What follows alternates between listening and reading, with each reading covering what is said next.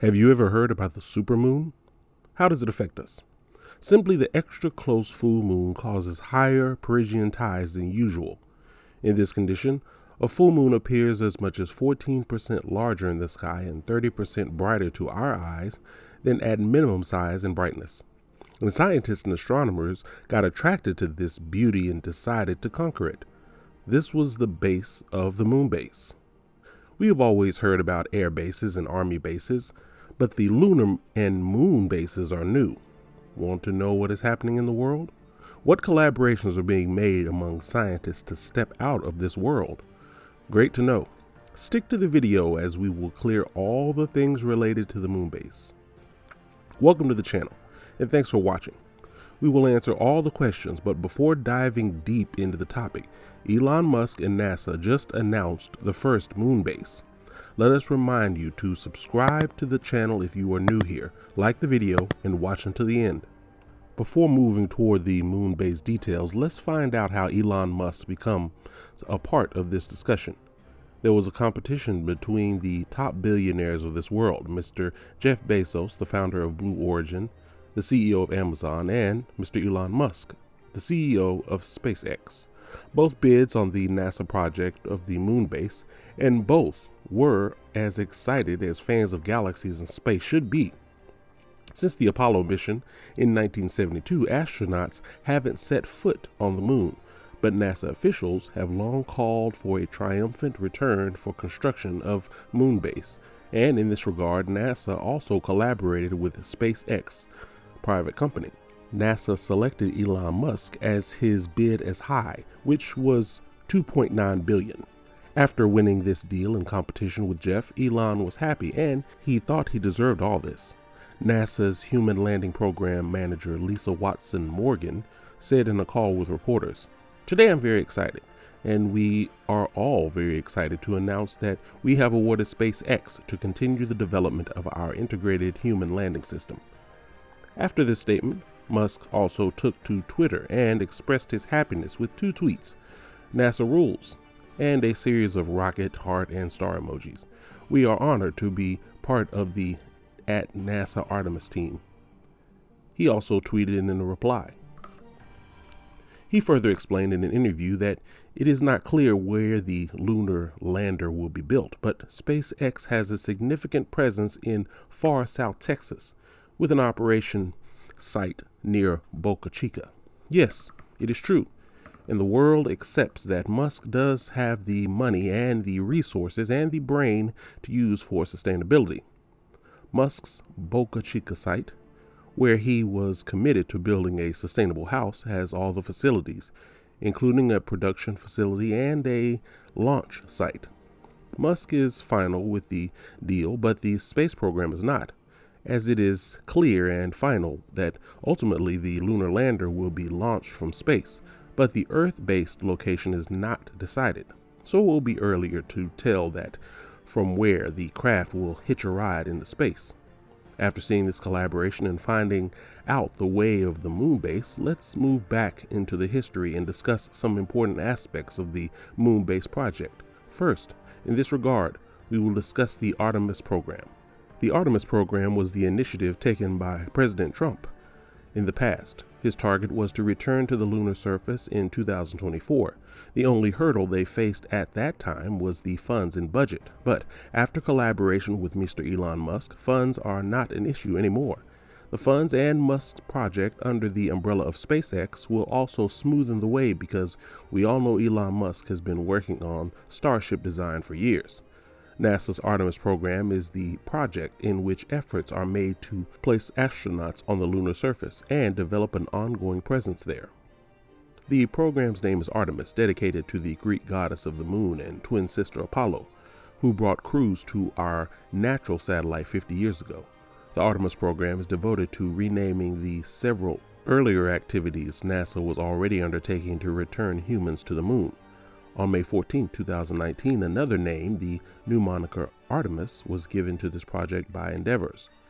But one of the space agency's administrators, Jim Bridenstine, told reporters on the announcement day that his name represents the program's goal of inclusion, that NASA has a plan to send the first woman on the moon this time. What does the Artemis project include? The Artemis project has several components under its banner. The first one is Lunar Orbital Platform Gateway, a station that makes the project successful by allowing human existence and providing a platform for scientific experiments. This Lunar Orbital Platform Gateway will be carried into lunar orbit. For this purpose, NASA's new rocket will collaborate with the Space Launch System Agency. Using the Orion Deep Space Capsule, 4-person crews would access the station and stay there for 30 to 90 days. NASA is trying to build a moon base as per the Trump administration, and for that, the arrangement for private aerospace firms, which are intended to develop hardware and potentially kickstart a lunar economy. NASA also spent money by awarding $45.5 million to 11 U.S. companies, including Elon Musk's SpaceX and Jeff Bezos' Blue Origin, to develop landers that can take astronauts to the moon's surface. Another step was the contract with 9 smaller businesses that will deliver robotic spacecraft to satellites to collect data. NASA is trying hard to fulfill the dream and plan to build a moon base, and for that new vehicle that will be introduced named the Human Landing System, HLS.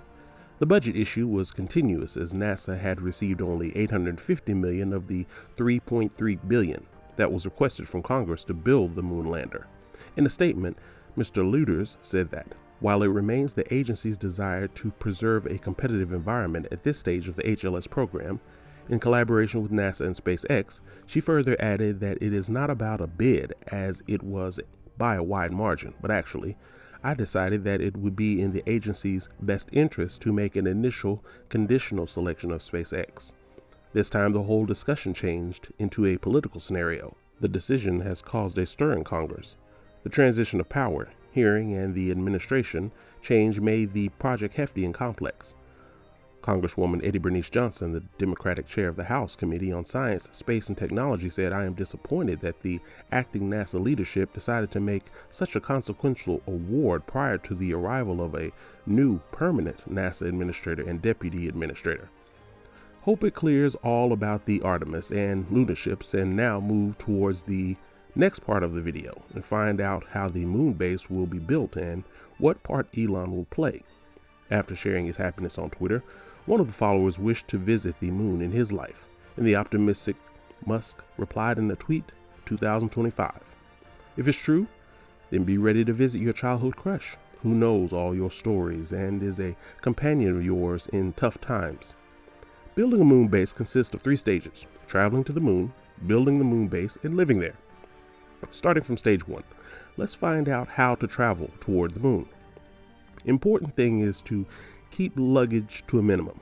For carrying a 1 kilogram of material in space, it costs $10,000. Professor Lewis Dartnell said, "The big buzzword at the moment is in situ resources utilization, or ISRU.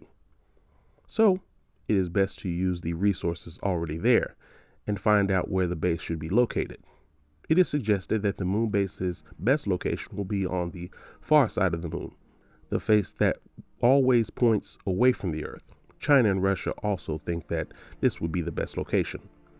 The good place will certainly allow you to install a telescope. The other factor to consider is climate, and NASA and SpaceX are considering this. Both companies are taking help from robots for digging and building a base, and in this regard, Musk is hopeful. And he said, SpaceX is in the process of manufacturing the rocket called Starship, and Musk said in an interview that Starships will also be good for creating a base on the moon. He further added, "We'll probably have a base on the moon before going to Mars." Musk further said Raptor passed a key milestone, achieving the power level needed to lift the company's Starship rocket. Starship will have 7 Raptor engines on board, and the Super Heavy booster that launches it will have 31 Raptor engines. So hopefully one day the moon base will be around us, and we have to visit there as the moon is the most attractive planet to visit. And now we can hope as 2 most trustable companies, SpaceX and NASA, join hands. What are your thoughts on this? Tell us in the comments, like the video, and subscribe to the channel.